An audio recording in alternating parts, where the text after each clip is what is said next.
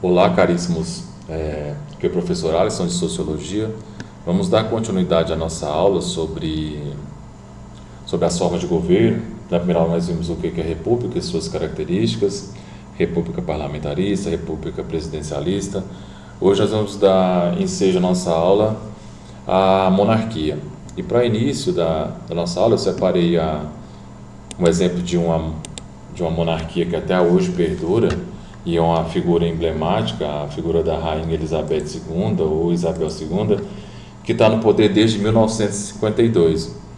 É interessante que essa Rainha do Reino Unido, ela, além dos 15 outros estados independentes que compõem o conhecido Reino Unido, da Comunidade das Nações, ela é chefe até hoje das Commonwealths. Essas Commonwealths são comunidades e nações que foram, de certa forma, colonizadas pelo Reino Unido, e a maior parte delas, até hoje, reconhece a Rainha Britânica como a chefe de Estado. Então vamos dar prosseguimento à aula, mostrando agora as características dessa forma de governo chamada monarquia. A forma de governo chamada monarquia, o chefe de governo ele é chefe de uma determinada região, o seu poder ele segue uma linha sucessória, ele é hereditário e vitalício. O que quer dizer isso? É um poder que dura enquanto a vida do rei ou do monarca durar.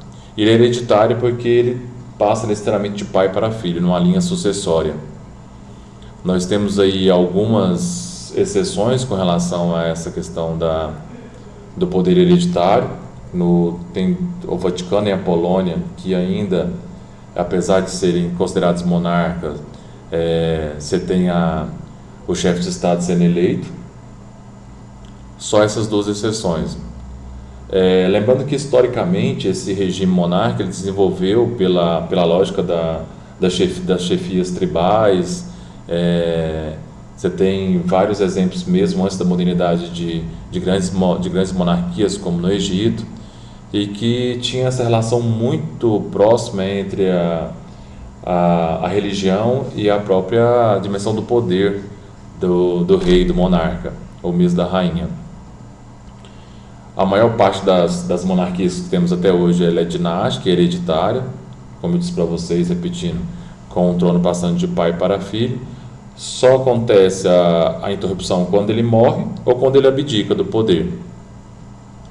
Você tem aí, digamos, na modernidade, só para fazer uma rápida digressão histórica, para nós entendermos as monarquias absolutistas e por que hoje em dia os reis e as rainhas do nosso tempo são bastante diferentes daquelas imagens que a gente tem dos tiranos da Idade Média ou mesmo da modernidade.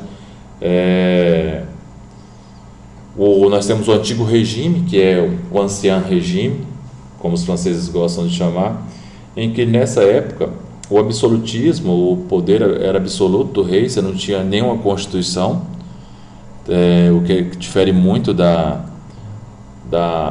monarquia contemporânea, em que você tem um monarca que tem que seguir uma constituição e os seus poderes não são absolutos. Mas o absolutismo, o antigo regime, você tem ali um processo de concentração na mão dos poderes do soberano, em que ele dita tudo. Ele tem essa figura emblemática que eu separei para vocês, que é o rei Luís XIV da França, que ele chega a admitir uma das frases célebres dele, até que dá para, digamos, frisar e até caracterizar bem esse poder absoluto do rei, que eu sou o Estado. Também se autodenominava o rei Sol, o Le Roi Soleil, que tudo passava pela monarquia. Lembrando que a monarquia ela renasce nos estados modernos, sobretudo com a crise do feudalismo, com aquele período em que o modo de produção e o poder era pulverizado, fragmentado nas mãos dos senhores feudais, e o nascimento da própria produção capitalista, do modo de produção capitalista, que aos poucos vai ganhando espaço e vão desaparecendo essas relações de serviço de produção. Nós temos uma nova classe, né, a classe burguesa surgindo ali dos burgos da Idade Média, e que não vê mais nenhuma vantagem naquele sistema feudal. Pelo contrário, o feudalismo é até um grande obstáculo para as novas relações de produção e todo o desenvolvimento do comércio, do renascimento do comércio, do renascimento das cidades. Então, o início do absolutismo surge dessa própria necessidade de que a economia está colocando para a época do final da Idade Média, a Baixa Idade Média, em que o absolutismo surge justamente como essa necessidade de centralização de um poder, porque daí você tem a necessidade de construir portos, de construir diques, de construir estrada, de ter um exército forte porque havia muitas pilagens, muitos roubos. Então a própria burguesia ali reivindica essa forma de governo. Então, esse é o contexto histórico do absolutismo. A gente entende por que a monarquia tem essa característica de absoluta, no sentido da concentração de todo o poder na mão do rei. Então vamos só passar alguns exemplos de algumas características do absolutismo, depois dessa rápida digressão, para a gente entender por que o rei era absoluto. Era absoluto por quê? Porque ele decretava as leis, exercia seu poder de forma sem limite, como a frase do rei Luís XIV emblemática: eu sou o Estado. Então cabe a ele legislar e concentrar todo o poder, não tem nenhuma legislação acima dele, ele realmente é o legislador em todo sentido. Ele impõe tributos, define o que é justiça, comanda o exército. Então aqui nós não temos aquela velha divisão clássica da tripartição do poder, que Montesquieu foi um dos grandes precursores nas ideias iluministas. Então o poder está todo centrado na mão do monarca. É ele que vai manter o poder pela força e vai utilizar de todos os recursos para de certa forma, equilibrar o seu poder. Lembrando que, só para reforçar um pouco essa questão do contexto histórico, nós temos ali, na Idade Moderna, aquela pirâmide muito bem descrita pelos historiadores. Você tem os 3 estados, ou os 3 status, podemos dizer. Você tem lá em cima, você tem a nobreza e o clero, primeiro e segundo estado, e o terceiro estado nós temos a burguesia e toda a classe trabalhadora, o campesinato, etc. Então o rei, de certa forma, ele não governa nessa época do absolutismo só visando a questão do poder e só governa pela espada. Você tem assim ele tentando equilibrar o seu poderio entre a burguesia e a nobreza. Como que ele faz isso? Para a nobreza ele vai conceder alguns privilégios sociais, como a isenção fiscal, de impostos, cargos na administração pública, postos de comando no exército, pensões vitalícias, doações, e já para doações também, como eu já disse. Já para a burguesia você vai ter outros tipos de vantagens que ele vai conceder para tentar equilibrar o poder, visto que ele não vai poder sempre ser aquela mão de ferro. Tem que tentar buscar essas estratégias políticas aí. Você tem para a burguesia as vantagens econômicas, você tem o direito de participar do processo de exploração das colônias, das várias colônias que, de certa forma, o mercantilismo vai fazer, que é uma das características do mercantilismo, é o colonialismo, além do mentalismo, a proteção alfandegária, etc. Então, ele vai fazer o quê? Vai, de certa forma, trazer essa burguesia para ele, dando o controle de algumas companhias do comércio, porque isso é muito estratégico, porque a própria burguesia é que sustenta a monarquia com os impostos, visto que a nobreza e o clero não paga nenhum tipo de imposto.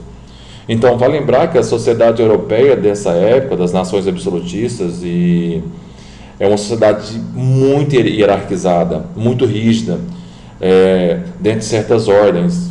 A sociedade é muito marcada por aquele privilégio dos nascimentos, ou seja, do sangue nobre, da estirpe. Então, não existia uma igualdade jurídica perante a lei, e prevalecia muita desigualdade jurídica determinada por essa condição de nascimento. E isso tudo, digamos, vai ser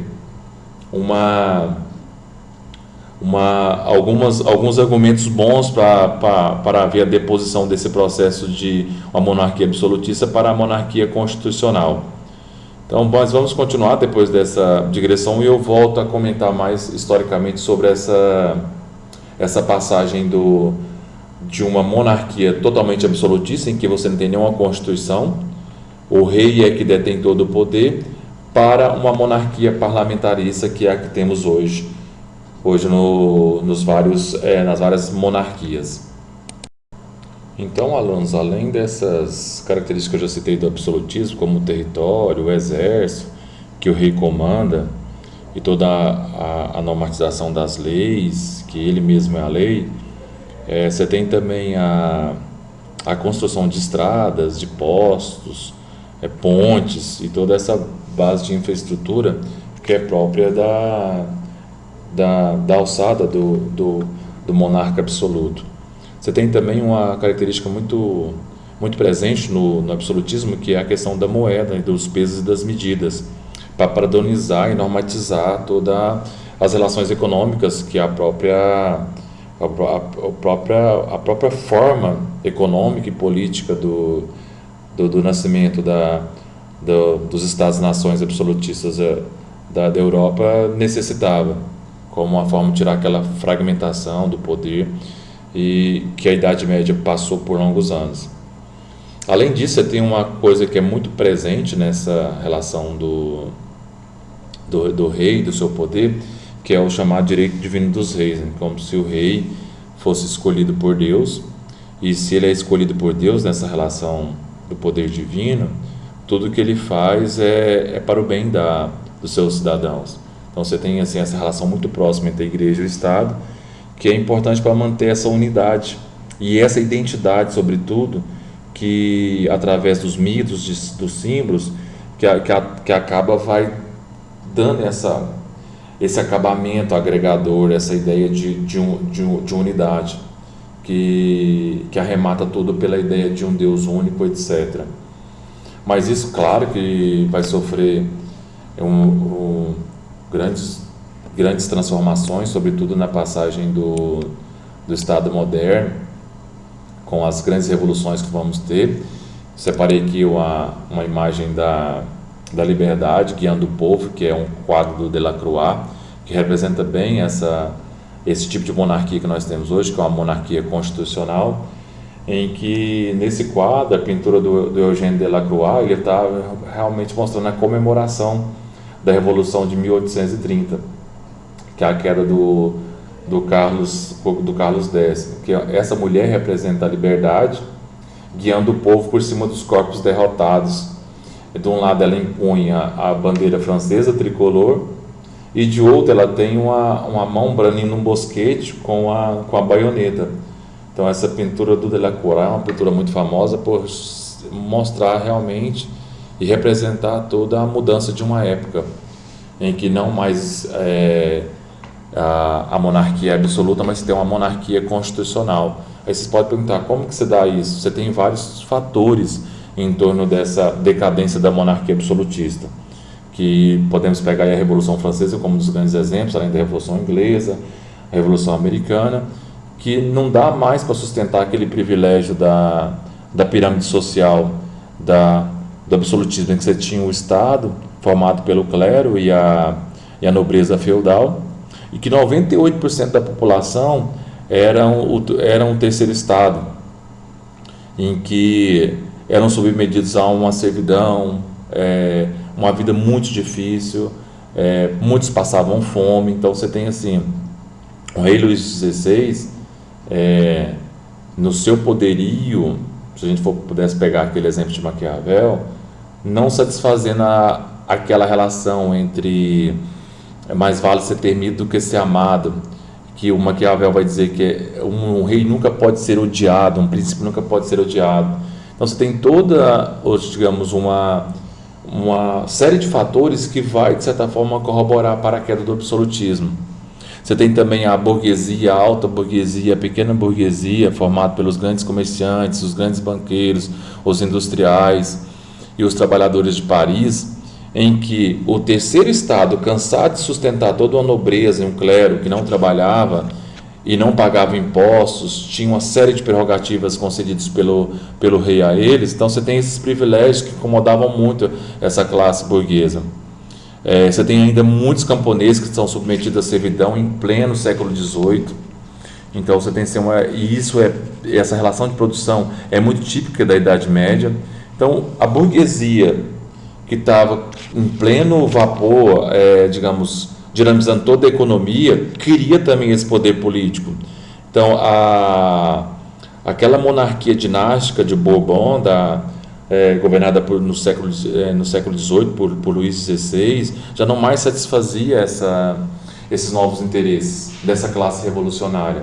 Isso também você tem a França, já que nós estamos tomando a França como exemplo, para pensar essa passagem da monarquia absolutista para a monarquia constitucional, a França passando por uma crise econômica terrível. Você tem a Guerra dos 7 Anos, que vai de 1756 a 1763, em que a França é derrotada pela Inglaterra e ela até perde o Canadá, que era do domínio britânico. Gastos lendários com a guerra, recursos muito escassos. Você tem uma crise agrícola, porque o aumento da população, a escassez de alimento. Você tem aliada a isso a ideia do iluminismo, essa ideia de que não dá mais para viver sobre o jugo do antigo regime, sobre a questão da relação fé e poder. Agora é a razão que tem que comandar, aclarar as relações, trazer um projeto de liberdade, de igualdade jurídica que faltava muito, já que a França era rigidamente hierárquica, tinha aquela questão do nascimento, da nascença. Então você tem toda essa influência das ideias iluministas buscando essa igualdade jurídico-política. Já que a burguesia tinha já o poder econômico, sustentava toda uma relação da pirâmide, você tinha agora a necessidade da própria burguesia como classe revolucionária de buscar uma ascensão política. Aí você tem grandes filósofos nessa época, como Rousseau, Diderot, D'Alembert, Montesquieu, que vão, de certa forma, preconizar no nível das ideias essa revolução. Aí a gente entende por que a monarquia absoluta começa a sofrer a sua derrocada. E você tem aí, em meados do século XIX, já todos os países europeus já não mais vivendo sobre o regime da monarquia absolutista, mas você tem as monarquias parlamentaristas, repúblicas parlamentaristas e as repúblicas presidencialistas. Então, só focando aqui no texto, para a gente terminar esse slide, enquanto nas repúblicas a soberania nacional é confiada ao presidente da república, nas monarquias constitucionais ou parlamentaristas, você tem um poder confiado uma parte do poder confiada ao chefe de Estado e a outra parte confiada ao chefe de governo. Então você vai ter uma separação. O rei não vai deter todas as prerrogativas como ele detinha no sistema da monarquia absolutista, mas agora ele vai dividir o poder. Então, de um lado você vão ter o chefe de Estado e o chefe de governo. Nós vamos entender mais ou menos agora no próximo slide como que vai funcionar isso.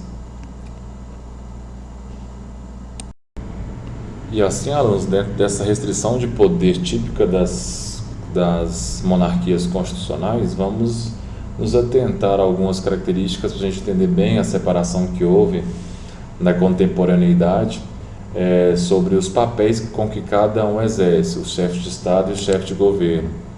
No próximo slide vamos contemplar um pouco isso. Então, numa monarquia parlamentarista, o monarca exerce a chefia de Estado, cujos poderes são apenas protocolares e suas funções de moderador político são determinadas pela Constituição, onde tem como função resolver impasses políticos, proteger a Constituição e os súditos, projetos de leis que contradizem as leis vigentes ou não faz parte do plano do governo defendido em campanhas eleitorais. Então a gente percebe que dentro dessa nova forma de governo, ou dessa nova característica típica das monarquias constitucionais, as funções do chefe de Estado são muito simbólicas. Então, Entre elas, você pode ressaltar condecorar heróis de guerra, receber chefes de estados estrangeiros e suas delegações em seu país, ir em caráter oficial para outros países representar a vontade de sua nação, manter diálogos abertos com líderes nacionais e internacionais e participar de inaugurações, eventos especiais, esportivos, artísticos. Então você percebe bem, assim, tanto que é típico do papel que a Rainha Elizabeth exerce. Então você tem assim, essa imagem do chefe de Estado, muitas vezes usada como uma imagem para representar aquela nação. Então você tem esse retrato típico presente nesse estabelecimento. E até é tão simbólico que até a figura da rainha está nessa moeda.